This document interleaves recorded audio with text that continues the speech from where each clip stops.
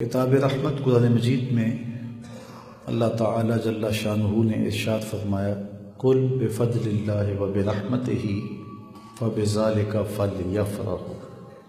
اے محبوب ارشاد فرما دیں جب اللہ کا فضل اور رحمت ہو تو انہیں چاہیے کہ فرحت کا، مسرت کا، خوشی کا اظہار کریں۔ جب بھی کوئی فرحت و راحت کی خبر پہنچے، جب کوئی خیر کا پیغام آئے، جب کوئی نعمت نصیب ہو، کوئی فضل و رحمت نصیب ہو، تو قلب میں اس کی فرحت، اس کے اثرات ضرور مرتب ہوتے ہیں، اور اس کے اظہار کے مختلف طریقے انسان اختیار کرتا ہے، اور یہ انسان کی طبع ہے۔ جب خوشی ہوتی ہے تو اس کے چہرے سے محسوس ہوتا ہے کہ یہ خوش ہے، اور جب وہ دکھی اور غم زدہ ہوتا ہے تو اس کا چہرہ بتا دیتا ہے کہ یہ دکھی اور غم زدہ ہے۔ اب اس مسرت اور اس فرحت کا اظہار ہم اپنی زندگی میں، عملی زندگی میں مختلف پیراؤں سے، مختلف ذرائع سے کرتے ہیں۔ اللہ اولاد جیسی نعمت عطا کرے، بیٹا ملے تو مٹھائیاں بانٹ کر کے اس کی خوشی کا اظہار کرتے ہیں، اور اگر ہمیں اور کوئی خوشی اور مسرت ملے تو اس کا بھی اظہار کیا جاتا ہے۔ اور شریعت میں کسی بھی مسرت اور کسی بھی خوشی کے ملنے سے جو مشروع طریقہ ہے، جو شریعت میں محمود ذریعہ ہے اور ناجائز نہیں ہے، اس طریقے سے اظہار فرحت کیا جا سکتا ہے۔ آپ کو کوئی خوشی ملتی ہے تو آپ روزہ رکھ لیں، اللہ کا شکرانہ ادا کریں، نوافل کی کثرت کریں، اللہ کا شکر ادا کریں، اس نعمت پر اپنے قول سے، عمل سے، رویے سے شکریہ ادا کریں، اپنے دوستوں کو کھانا کھلائیں، اپنے دوستوں کی دعوت کریں، لوگوں میں، غرباء میں، مساکین میں کچھ بانٹ دیں۔ بہت سارے طریقے ہیں مسرتوں کے اظہار کے، اور مختلف خوشیوں کے مواقع پر مسرتوں کے اظہار کے مختلف طریقے بھی ہمیں بتائے گئے ہیں۔ بیٹا پیدا ہو تو عقیقہ کرنے کی تلقین کی گئی ہے، یہ مسرت کے اظہار کا ایک ذریعہ ہے۔ اسی طرح آپ شادی کرتے ہیں تو ولیمہ کرنے کی تلقین کی گئی ہے، ولیمہ بھی مسرت کے اظہار کا ایک ذریعہ ہے۔ لیکن اس کے علاوہ بھی اگر کوئی مشروع طریقہ ہو، شریعت اس پر قدغن نہ لگاتی ہو، اس کی ممانعت موجود نہ ہو، تو اس کو بھی اختیار کیا جا سکتا ہے۔ اللہ نے آپ کو بیٹا دیا ہے، عقیقہ بھی کریں، لیکن آپ مٹھائی بھی بانٹ دیں، آپ غرباء کو صدقہ و خیرات بھی کریں۔ اس خوشی میں آپ کسی سے قرض لینا ہے تو اس کو معاف کر دیں۔ اللہ نے اولاد دی ہے تو اس خوشی میں اور بھی بہت کچھ کیا جا سکتا ہے۔ امر خیر کے زمرے میں آنے والی ہر شے آپ کر سکتے ہیں۔ تو جب کوئی خوشی ملے، کوئی مسرت ملے تو اس پر اظہار فرحت ہونا چاہیے، اور اس کی تلقین کی گئی ہے۔ یہاں فرمایا ہے اللہ کا فضل اور اس کی رحمت ملے تو انہیں خوشی کا اظہار کرنا چاہیے، انہیں فرحت اور مسرت و بشاشت کا اظہار کرنا چاہیے۔ اور میں کہتا ہوں اگر کوئی رحمت ملے تو خوشی کرنی چاہیے، اور اگر رحمت للعالمین مل جائے تو کوئی فضل ملے تو خوشی کرنی چاہیے، اور اگر فضل کبیر مل جائے تو حضور علیہ السلام کی صورت میں ہمارے اوپر جو انعام ہوا، میں کہتا ہوں ساری زندگی اس پر ہم شکریہ ادا کرتے رہیں، حق شکر پھر بھی ادا نہ ہو۔ اور یہ اتنی بڑی نعمت ہے، اتنی بڑی نعمت ہے، ہمارے وجود بھی حضور کی برکت سے قائم ہے۔ ہم معرض وجود میں نہ آتے اگر حضور تشریف فرما نہ ہوتے۔ اس کائنات کی علت غائی ذات رسالت مآب صلی اللہ علیہ وآلہ وسلم، سب کچھ تمہارے واسطے پیدا کیا گیا۔ مولانا ظفر علی خان کیا خوب کہا، سب کچھ تمہارے واسطے پیدا کیا گیا، سب غایتوں کی غایت اولا تم ہی تو ہو، سب غایتوں کی غایت اولا تم ہی تو ہو، ہم جس میں بس رہے ہیں وہ دنیا تم ہی تو ہو۔ تو ساری خوشیاں، ساری مسرتیں جو ہمیں میسر ہیں، حاصل ہیں، یہ اس نعمت کبریٰ کے صدقے سے ہمیں نصیب ہوئی ہیں۔ اس لیے ہم سر سے لے کر پاؤں تک حضور علیہ السلام کے احسانات کے قرض تلے دبے ہوئے، ہمارا ایک ایک بال مقروض ہے حضور علیہ السلام کے احسانات کا۔ تو ساری زندگی بھی اس نعمت کا شکریہ ادا کرتے رہیں تو حق کے شکر ادا نہ ہو۔ ہمیں چاہیے کہ 12 ربیع الاول کو اور اس کے علاوہ بھی پیر کے دن کو روزہ رکھنے کی کوشش کریں۔ حضور ہر پیر کو روزہ رکھتے تھے، تو پوچھا گیا حضور آپ ہر پیر کو روزہ رکھتے ہیں؟ قال فیہ ولدت، کہا اس میں میری ولادت ہوئی تھی۔ تو کثرت نوافل کے ذریعے سے بھی اللہ کا شکر ادا کیا جا سکتا ہے کہ مالک تو نے یہ نعمت عطا کی، اگر یہ نعمت نصیب نہ ہوتی تو ہمیں خلقت وجود ہی نہ دیا جاتا۔ اللہ کی حضور کثرت کے ساتھ سجدے کریں اور اس کا شکر ادا کریں۔ باقی مجالس کے ذریعے حضور کے ذکر کی محافل کا انعقاد کرنا یہ بھی مشروع ہے۔ شریعت اس کی بھی حوصلہ افزائی کرتی ہے، حوصلہ شکنی نہیں کرتی، بلکہ صحابہ کے عمل سے، سنت سے، طریقے سے ثابت ہے۔ مختلف کتب حدیث میں روایت ہے، صحابہ میں بھی ہے، حضور تشریف فرما تھے حجرہ انور میں، اور صحابہ مسجد نبوی کے ایک گوشے میں بیٹھ کے مجلس کر رہے تھے۔ حضور تشریف لائے اور فرمایا ما اجلسکم، صحابہ کیوں بیٹھے ہو؟ تمہارا مقصد جلوس کیا ہے؟ اس جلسے کا انعقاد کیوں کیا ہے تم نے؟ ما اجلسکم، تمہارے اس جلسے کا مقصد کیا ہے؟ تو صحابہ نے جو جواب دیا سنیے۔ صحابہ نے عرض کی جلسنا نذکر اللہ ونحمدہ علی ما ہدانا للاسلام ومن علینا بک، ہمارے بیٹھنے کا مقصد یہ ہے کہ ہم اللہ تعالیٰ کی حمد بیان کر رہے ہیں، اس کا شکریہ ادا کر رہے ہیں اس بات پر کہ اس نے ہمیں ہدایت اسلام دی ہے، اس نے ہمیں ہدایت اسلام دی ہے اور آپ کی صورت میں ہمارے اوپر احسان کیا ہے۔ وَمَنَّ عَلَيْنَا بِكَ، آپ کی صورت میں ہمارے اوپر احسان کیا ہے۔ حضرت حسان بن ثابت رضی اللہ تعالی عنہ کی الگ سے بولی سننا چاہو تو ان کے لفظ یہ ہیں مَنَّ عَلَيْنَا رَبُّنَا أَن بَعَثَ فِينَا مُحَمَّدًا صلی اللہ علیہ وسلم، ہمارے رب نے ہمارے اوپر احسان کیا ہے کہ ہمیں حضور عطا کر دی۔ اور اگر اس کا منظوم ترجمہ چاہو تو وہ یہ ہے فضل رب العلا، اور کیا چاہیے، مل گئے مصطفیٰ، اور کیا چاہیے۔ من علینا ربنا ان بعث فینا محمدا، ہمارے رب نے ہمارے اوپر احسان کیا ہے کہ ہمیں حضور عطا کر دی۔ تو صحابہ نے کہا حضور ہم اس لیے بیٹھے ہیں کہ اللہ کا شکر ادا کریں اور اس کی حمد بولیں اس بات پر کہ اس نے ہمیں ہدایت اسلام دی اور آپ کی صورت میں ہمارے اوپر احسان فرمایا۔ بات تو سادی سی تھی، حضور خوش ہو کے چلے جاتے، لیکن حضور رک گئے۔ حضور نے فرمایا صحابہ کیا تم اس بات پہ قسم دیتے ہو کہ اسی لیے بیٹھے ہو؟ تمہارے بیٹھنے کا مقصود یہی ہے، کوئی اور غرض نہیں ہے؟ تو صحابہ نے برجستہ عرض کی یا رسول اللہ ہم قسم دیتے ہیں کہ ہم اسی لیے بیٹھے ہیں، ہمارے بیٹھنے کا کوئی اور مقصود نہیں ہے۔ بات تو سادہ سی تھی لیکن حضور نے قسم مانگ لی۔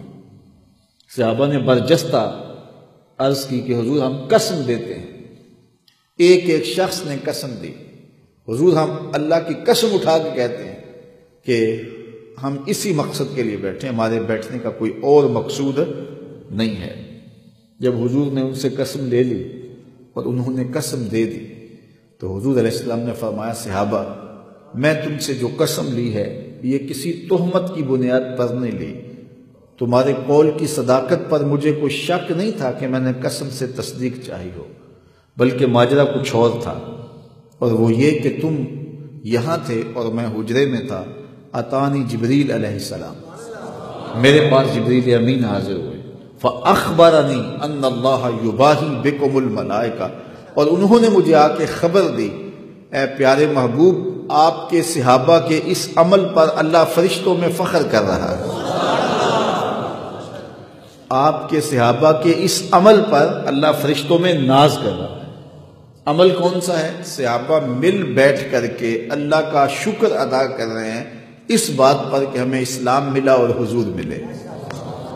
تو اللہ تعالیٰ جل شانہ کے فرشتے حضرت جبریل امین علیہ السلام نے حضور کو آ کے رب کا پیغام دیا کہ اللہ تعالیٰ اس بات پہ ناز کر رہا ہے کہ ان کو نعمت دی گئی تھی، کتنے شکر گزار ہیں کہ آج بھی بیٹھ کے اس نعمت کا شکریہ ادا کر رہے ہیں۔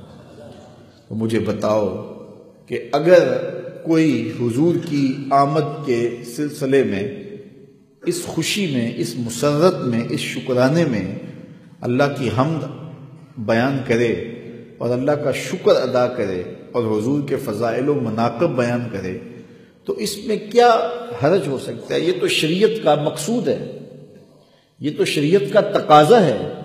حضور کی صورت میں اللہ تعالیٰ نے جو انعام دیا اس کا ذکر کرنا، اور پھر میرے اور آپ کے آقا و مولا نے مختلف مجالس کے اندر، مختلف مواقع پہ حضور نے اپنے بارے صحابہ کو آگہی دی، بلکہ کبھی پوچھا صحابہ من آنا، میں کون ہوں؟ اللہ اکبر۔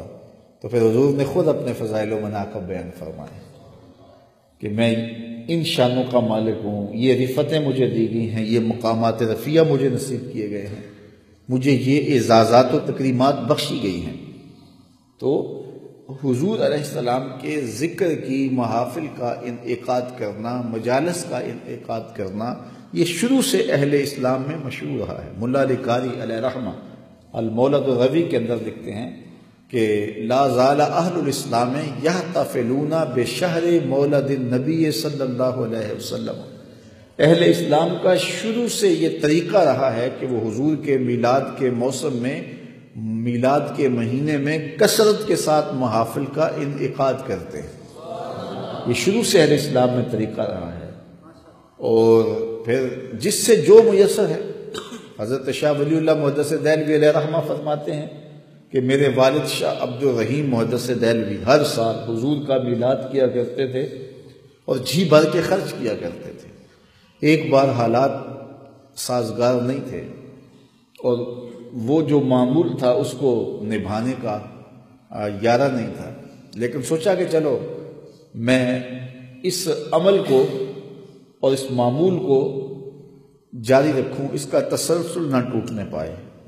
تو بھنے ہوئے چنے تھے، میں نے حضور کا میلاد پڑھا اور وہی دوستوں میں بانٹ دیے، لیکن دل میں ایک اضطراب تھا، بے چینی تھی کہ من کی منشا پوری نہیں ہو سکی۔ اسی دوران میں رات کو سویا تو میرے مقدر جاگے، حضور کا دیدار نصیب ہوا، اور میں نے دیکھا کہ حضور کے سامنے انواع و اقسام کے کھانے پڑے ہیں اور ان میں میرے والے وہ چنے بھی موجود ہیں۔ تو کوئی محبت سے پیش کرے تو اس کا قبول کر لیا جاتا ہے۔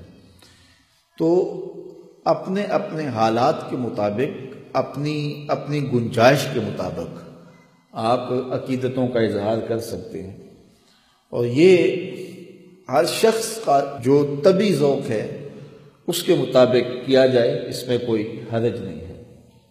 کسی شخص کا رجحان ہوتا ہے کہ وہ نوافل زیادہ پڑھے، اسے پڑھنے چاہیے، اسے زور نہیں دیا جا سکتا کہ تو ضرور صدقہ خیرات ہی کر، ترغیب دی جا سکتی ہے۔ اور اگر کسی شخص کا رجحان یہ ہے کہ میں صدقہ و خیرات زیادہ کروں تو اس کو یہ زور نہیں دیا جا سکتا کہ نہیں تو نوافل ہی پڑھ، نوافل کی ترغیب دی جا سکتی ہے کہ میاں نوافل بھی پڑھ لے، اللہ کے شکریہ کا ایک روپ یہ بھی ہے۔ اور اگر کوئی نوافل پڑھتا ہے تو اس کو یہ زور نہیں دیا جا سکتا کہ تو یہ کام چھوڑ دے اور یہ کر۔ ہر شخص کی طبع کے مطابق نیکی کا جو بھی کام ہے اور شریعت نے جس کو منع نہیں کیا ہے، پسندیدہ ہے جو عمل شریعت میں، محمود ہے جو عمل شریعت میں، اس کو بجا لایا جا سکتا ہے۔ تو شروع سے اہل اسلام کا یہ طریقہ رہا ہے۔ مرور زمانہ کے ساتھ کچھ چیزوں میں تبدیلی آئی ہے، وہ ایک امر آخر ہے۔ آج عمومی طور پہ یہ کہا جاتا ہے کہ صحابہ نے اتنے جھنڈے لگائے تھے، تو میں کہا کرتا ہوں یہ بڑا عجیب سا سوال ہے۔ اس زمانے میں تو پہننے کے لیے لباس نہیں تھا، تو جھنڈوں کے لیے کپڑا کہاں سے لایا جاتا؟ جہاد کے اندر پرچم کے لیے کپڑا نہیں تھا۔ ایک غزوے میں حضرت عائشہ رضی اللہ تعالیٰ عنہ کے دوپٹے کا پرچم بنایا گیا، اور غزوہ احد میں حضرت امیر حمزہ رضی اللہ تعالیٰ عنہ کی ہمشیرہ حضرت صفیہ سلام اللہ علیہ 2 کپڑے کفن کے لے کے آئیں، تو ایک مصعب بن عمیر کو دے دیا گیا، اور جو چھوٹا کپڑا تھا وہ حضرت امیر حمزہ کے لیے رکھا گیا۔ اور وہ چادر اتنی چھوٹی تھی، اگر سر ڈھانپتے تھے تو پاؤں ننگے ہو جاتے، اور پاؤں ڈھانپتے تو سر ننگا ہو جاتا۔ تو فرمایا اس سے سر ڈھانپ دو اور اذخر نامی گھاس پاؤں پہ ڈال دو۔ یا اس وقت کفن کے لیے کپڑا نہیں تھا، تو جھنڈوں کے لیے کپڑا کیسے لایا جاتا ہے؟ تو وقت کی بات ہوتی ہے نا۔ پھر مختلف ادوار میں مختلف تقاضے ہوتے ہیں، حالات ہوتے ہیں، اس کی مطابقت کے اندر ہی ہوتا ہے۔ تو یہ ایک عجیب سی بات ہے۔ کوئی کہے کہ صحابہ نے تو جنگیں تلواروں سے لڑی تھی، تیروں سے لڑی تھی، تو تم یہ ٹینک اور توپیں کہاں سے لے آئے ہو؟ تو یہ اس کی فضول بات ہوگی۔ تو ہر دور کے اپنے تقاضے ہوتے ہیں۔ کسی زمانے میں آپ کو یاد ہوگا کہ کسی کے گھر میں بچہ پیدا ہوتا تھا تو وہ دروازے پر پتے باندھ دیتا تھا۔ اس دور کی جھنڈیاں یہی تھیں، اور اس وقت شکر یا گڑ بانٹا جاتا تھا۔ اب جو ہے وہ مٹھائیاں رنگا رنگ تقسیم کی جاتی ہیں۔ تو اب کوئی کہے کہ نہیں جو ہے وہ چھہارے بانٹے جائیں، تو میاں ہر دور کا ایک اپنا تقاضا ہوتا ہے، لیکن روح کیا ہے وہ ایک ہونی چاہیے۔ شریعت میں اس کی ممانعت نہیں ہونی چاہیے۔ تو مسرت کے اظہار کے جو بھی مشروع اور جائز طریقے ہیں، ان کے ذریعے سے خوشی کا اظہار کیا جا سکتا ہے، اور ہر شخص اپنی گنجائش اور حالات کے مطابق کر سکتا ہے۔ کوئی قدغن نہیں ہے شریعت کی جانب سے کہ تم یہ کچھ کرو اور یہ کچھ جو ہے وہ تم نے کیوں نہیں کیا ہے۔ تو ہمیں حضور کی آمد کی خوشی میں اپنی مسرتوں کا اظہار اپنے عمل سے، اپنے رویے سے، اپنے طرز زندگی سے کرنا چاہیے۔ اور سب سے بڑی بات یہ ہے کہ ہم حضور کی آمد کے مقصد کو سمجھیں، مقصود کو سمجھیں، حضور جس لیے تشریف لائے ہیں، اور آقا کریم کی سیرت کو اختیار کرنے کا عزم کریں۔ 12 ربیع الاول تجدید عہد کا دن ہے۔ اس دن ہم اپنے آقا و مولا سے عہد کریں کہ آقا کریم ہم ساری زندگی آپ کے نام پہ گزاریں گے، جئیں گے تو آپ کے لیے، مریں گے تو آپ کے لیے۔ یہ تجدید عہد کا دن ہے۔ حضور کے نام اپنے آپ کو لگانے کا عہد کریں، اور اپنی ساری زندگی حضور کے قدموں میں نچھاور کرنے کا عہد کریں، حضور کے دین کو اختیار کرنے اور حضور کے دین کا جھنڈا پوری دنیا تک پہنچانے اور پوری دنیا پر لگانے کا عزم کریں، حضور کے دین کی دعوت کو لے کر کے نکلنے کا عزم کریں۔ یہ تجدید عہد کا دن ہے، اور ہم اپنے دل سے یہ عہد کریں، اپنے آقا و مولا کے ساتھ یہ عہد کریں کہ ہم ساری زندگی آپ کے نام لگا دیں گے، اور زندگی کا ایک ایک گوشہ اور ایک ایک کونا شریعت کے نور سے منور ہوگا، اور صرف ہمارا میلاد جھنڈیوں تک محدود نہ رہ جائے، ہمارا میلاد جھنڈوں تک محدود نہ رہ جائے، ہمارا میلاد حضور علیہ الصلوۃ والسلام کی محبتوں کے تمام تقاضوں کو پورا کرے، حضور کے پیار کے تمام تقاضوں کو پورا کرتا دکھائی دے۔ میں کہا کرتا ہوں کہ بازاروں پر تو جھنڈیاں لگا لیں، کوچہ و بازار کو تو زیبائش و آرائش سے مالا مال کر لیا، اور آپ نے اپنے گلیوں کی صفائیاں بھی کر لیں۔ میں نے دیکھا ہے میلاد کے موسم میں بچے نالیاں بھی صاف کر رہے ہوتے ہیں، اور یہ بڑی اچھی بات ہے، لیکن میں کہتا ہوں کہ گلیوں کا گند تو صاف کر لیا، ذرا جھاڑو لے کے دل کی گلیوں کا پھیرا بھی لگاؤ۔ حسد، حقد، کینے، نفرتوں کے ڈھیر دل میں پڑے ہوئے ہیں، ذرا ان کو بھی نکالو۔ اپنے مکانوں کی چھتوں پہ تو چراغاں کر لیا، لیکن دل کی گلیوں میں کہیں اندھیرا نہ رہ جائے۔ اپنے گھروں میں اور کوچہ و بازار میں تو جھنڈیاں لگا لیں، دل کی ایک ایک پرت پہ نام محمد کی جھنڈی لگائیں، اور حضور کا نام اپنے نہا خانہ قلوب میں لگائیں، سجائیں، آراستہ کریں اور پھر حضور کا میلاد منائیں، پھر دیکھنا کہ اس کی کیفیات باطن کیا آپ کو نصیب ہوتی۔ تو حضور علیہ السلام کا ذکر بھی کریں، حضور علیہ السلام کے نام کے نعرے بھی لگائیں، حضور علیہ السلام کے نام کی محافل بھی سجائیں، حضور علیہ السلام کے جھنڈے لے کر کے جلوس بھی نکالیں، آقا کریم علیہ السلام کی نعت خوانی بھی کریں، حضور کی مد و ستائش کے پھول بھی برسائیں، اور آقا کریم علیہ السلام کی ولادت کی خوشی میں مٹھائیاں بھی بانٹیں، غرباء کو صدقہ و خیرات بھی کریں، دکھیوں کے کام بھی آئیں، مصیبت زدوں کے سر پہ ہاتھ بھی رکھیں، اور جو ہے وہ نوافل بھی پڑھیں، روزے بھی رکھیں، اور اپنی ساری زندگی کو حضور کے نام لگانے کا عہد بھی کریں۔ یاری لا تو پاک نبی سنگ اے پر پوری یاری، پھر درود قبول ہے تیرا لکھ نالوں ایک واری۔ تو اپنی ساری زندگی ہم حضور کے نام لگانے کا عہد کریں، اور میں کہتا ہوں کہ میلاد کا موسم نئی نسل میں حضور کا پیار منتقل کرنے کا ایک مؤثر ذریعہ ہے۔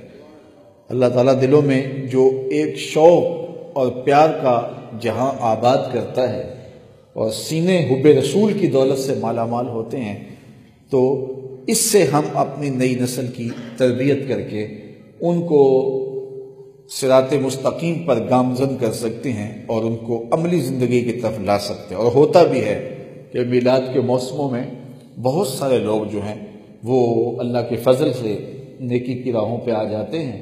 یہ میرا ذاتی تجربہ ہے کہ لوگ محافل میلاد میں آتے ہیں، ان مجالس میں آتے ہیں، اور پھر ان کی دل کی دنیا بدل جاتی ہے، اور یہ لازمی نتیجہ ہے محفل میلاد کا۔ ہاں، اگر میں محافل میلاد کو اپنی کمائی کا ذریعہ بنا لوں تو اس کے کچھ نتائج پیدا نہ ہو رہے ہوں تو یہ قصور میرا ہے۔ میں محافل میلاد کے ذریعے سے حصول زر مقصد زندگی بنا لوں تو اس سے نتائج پیدا نہ ہوں تو یہ ایک میرا قصور ہو سکتا ہے۔ باقی حضور کا میلاد تو نور بانٹتا ہے، حضور کا میلاد تو روشنیاں بانٹتا ہے، اور میلاد پر مسرتوں کا اظہار کرنے والے، خوشیاں کرنے والے محروم نہیں رہتے۔ ابو لہب نے لونڈی کو آزاد کیا تھا، اور نبی سمجھ کے آزاد نہیں کیا تھا، بھتیجا سمجھ کے آزاد کیا تھا۔ جب اس نے خوشخبری دی کہ تیرے مرحوم بھائی کے ہاں بیٹا ہوا ہے تو اس نے انگلی سے کہا جا تو آزاد ہے۔ تو ابو جہل ساری زندگی حضور کی مخالفت بھی کرتا رہا۔ مرنے کے بعد حضرت عباس رضی اللہ تعالیٰ عنہ کو خواب میں ملا، اور انہوں نے پوچھا بتا کیسی گزر رہی ہے؟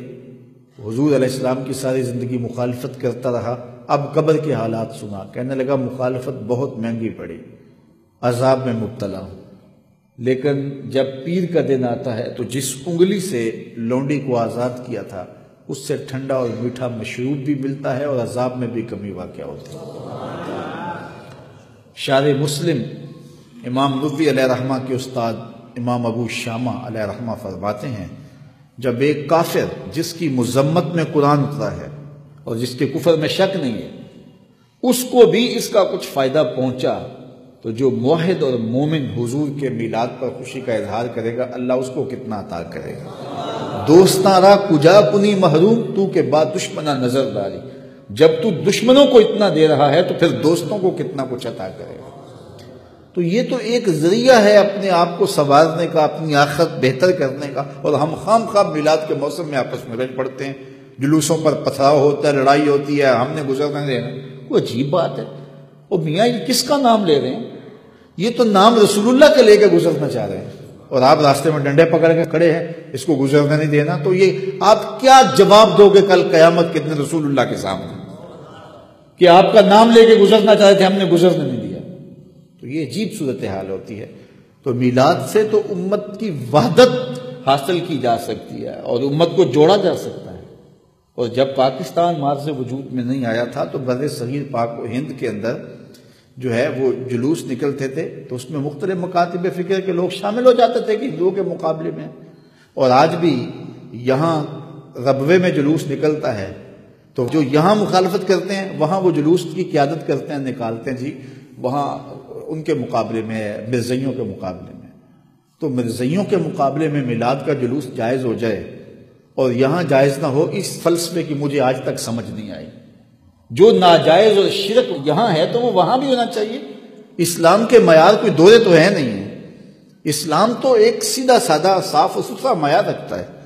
اور پھر دوسری بات یہ ہے، آج یہ کہا جاتا ہے یہ جھنڈے لگانے، یہ جھنڈیاں لگانیاں، یہ سب کچھ کرنا یہ فضول خرچی ہے، اس سے کسی غریب کی شادی کر دی جاتی، کسی بیوہ کی مدد کر دی جاتی، کسی دکھی کے کام آ جایا جاتا۔ اور یہ وہ کہے جس نے ساری زندگی جھنڈا نہ لگایا ہو، ساری زندگی اس نے کوئی فضول خرچی نہ کی ہو، تو پھر بھی اس پہ ہم سوچیں۔ لیکن یہ وہ شخص کہہ رہا ہے کہ جس کا اپنا قائد تنظیم آتا ہے، اپنا قائد آتا ہے، اپنا مولوی آتا ہے، تو وہ جھنڈی بھی لگاتا ہے، اشتہار بھی لگاتا ہے، جھنڈے بھی لگاتا ہے اور استقبال بھی کرتا ہے، اور اس کا جلوس وہاں پل سے لے کر کے آتا ہے، تو وہ کہتا ہے یہ جائز نہیں۔ میاں تیرے مولوی کے لیے جائز ہے اور اللہ کے رسول کے لیے جائز نہیں، تو یہ عجیب سی بات ہے۔ تو اس منافقت کو بدلنے کی ضرورت ہوتی ہے۔ اور یہ موسم میلاد کا، یہ تو محبت کا موسم ہے، یہ تو پیار کا موسم ہے۔ اس وقت امت ٹکڑوں میں بٹی ہے اور امت کو جوڑنے کی ضرورت ہے، اور امت جب بھی جڑے گی نام محمد پہ جڑے گی، یہ بات ذہن میں رکھیں۔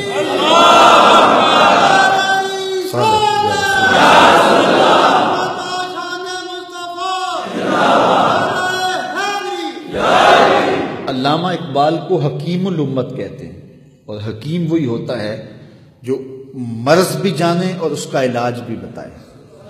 علامہ اقبال نے اس امت کے امراض کی تشخیص بھی کی ہے اور اس کا علاج بھی بتایا ہے، اور اس امت کے علاج جو اقبال نے تجویز کیے ہیں ان میں سے جو مرکزی دوا ہے وہ یہ ہے، قوت عشق سے ہر پست کو بالا کر دے، دہر میں اسم محمد سے اجالا کر دے۔ اقبال کہتے ہیں دنیا میں جب بھی روشنی پھیلے گی اور اندھیرا اور ظلمت چھٹیں گے تو وہ صرف نام محمد کا چراغاں ہی ہے جس سے ظلمتوں کو مٹایا جا سکتا ہے اور روشنیوں کو پھیلایا جا سکتا ہے۔ تو اس نام سے تو ظلمتیں مٹا کر کے روشنیوں کا سامان حاصل کیا جاتا ہے۔ یہ جائے کہ ہم اس نام کی پکار کو روکنے کے درپے ہوں اور عجیب بہم جنگ و جدل کر رہے ہوں، کیا ایک امتی کو یہ زیبا ہے کہ وہ اپنے نبی کے نام کو روکنے کے لیے کوشاں ہو جائے، اس کے اوپر دلائل گھڑتا رہے؟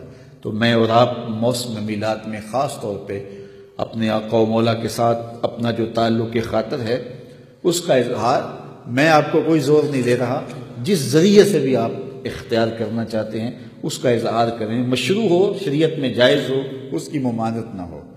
باقی وہ مٹھائیاں بانٹیں، وہ رس گلے بانٹیں، وہ جھنڈیاں لگائیں، وہ چراغاں کریں، عقیدتوں کا اظہار کریں، نوافل کی کثرت کریں، صدقہ و خیرات کریں، وہ روزہ رکھ کر کے کثرت سے درود پڑھ کے اور آقا کریم علیہ السلام کے نام کی محافل و مجالس کو منعقد کر کے عقیدتوں کا اظہار کر کے آپ اپنی محبتوں اور اپنی الفتوں کے ذریعے سے حضور کے نام کی دعائی دیں۔